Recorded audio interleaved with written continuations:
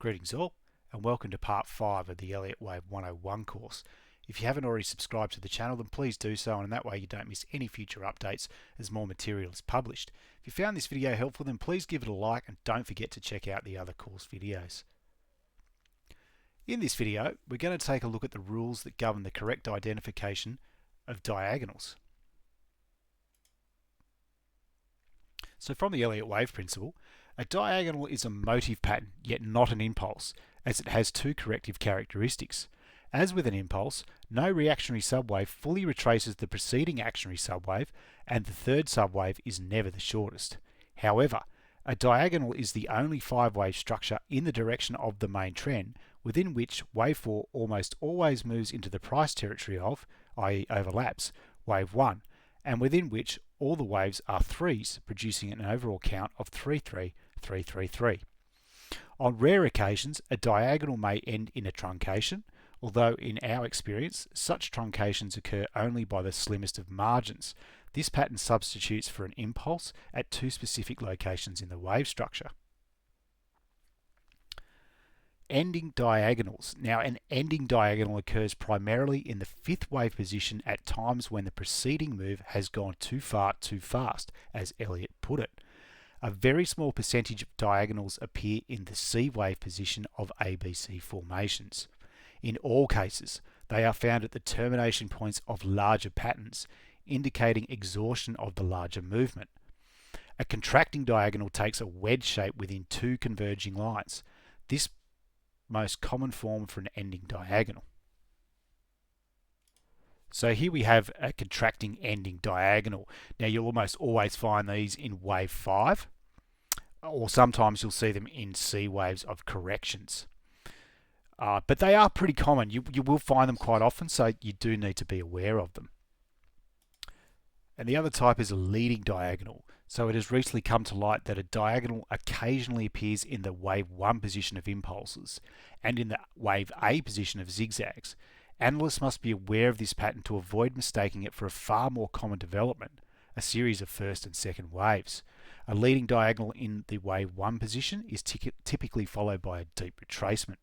So here we have an expanding leading diagonal in the wave 1 position. It's just important to note here that these aren't very common. So in terms of working out the probabilities of what's happening in your wave count, this is not a scenario that you would go to lightly. So Elliott has left us with quite a detailed list of rules that we need to apply to make sure that a diagonal is in fact valid. So a diagonal always subdivides into 5 waves.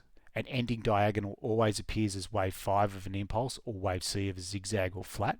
A leading diagonal always appears as wave 1 of an impulse or wave A of a zigzag. Waves 1, 2, 3, 4 and 5 of an ending diagonal and waves 2 and 4 of a leading diagonal always subdivide into zigzags. Now here's some golden rules again. Wave 2 never goes beyond the start of wave 1. Wave 3 always goes beyond the end of wave 1. And wave 4 never moves beyond the end of wave 2. Wave 4 always ends within the price territory of wave 1. Going forward in time, a line connecting the ends of waves 2 and 4 converges towards, in the contracting variety, or diverges from, in the expanding variety, a line connecting the ends of waves 1 and 3. In a leading diagonal, wave 5 always ends beyond the end of wave 3. In the contracting variety, wave 3 is always shorter than wave 1, wave 4 is always shorter than wave 2, and wave 5 is always shorter than wave 3. In the expanding variety, wave 3 is always longer than wave 1, wave 2 is always longer than wave 4 is always longer than wave 2, and wave 5 is always longer than wave 3. In the expanding variety, wave 5 always ends beyond the end of wave 3. So that's quite a lot to take in at once, but let's just go through them and we'll try to visualize what they all mean. So rule 1 states that a diagonal will always subdivide into 5 waves, as is the case with any motive structure. Rule 2 states that an ending diagonal always appears as wave 5 of an impulse or wave C of a zigzag or flat, as shown here by the red waves.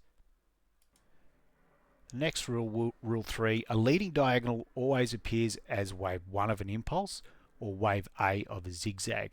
But remember, leading diagonals are not very common. waves 1, 2, 3, 4, and 5 of an ending diagonal, and waves 2 and 4 of a leading diagonal always subdivide into zigzags. Now, the authors of the Elliott wave principle didn't say that leading diagonals had to be comprised of zigzags, as they believed that leading diagonals with a 5, 3, 5, 3, 5 pattern had been recorded. But the formation is so rare, it's really a moot point at this stage.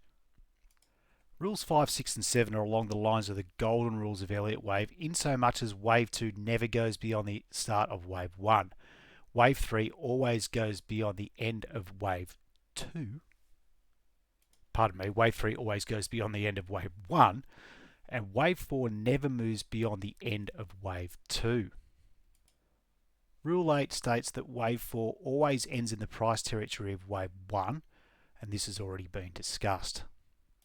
Rule 9 states that going forward in time, and that a line connecting the ends of waves 2 and 4 converges towards, in the contracting variety, or diverges from, in the expanding variety, a line connecting the ends of waves 1 and 3. So this should be fairly self-explanatory. If it's not, please locate your local high school and re-enroll from first grade.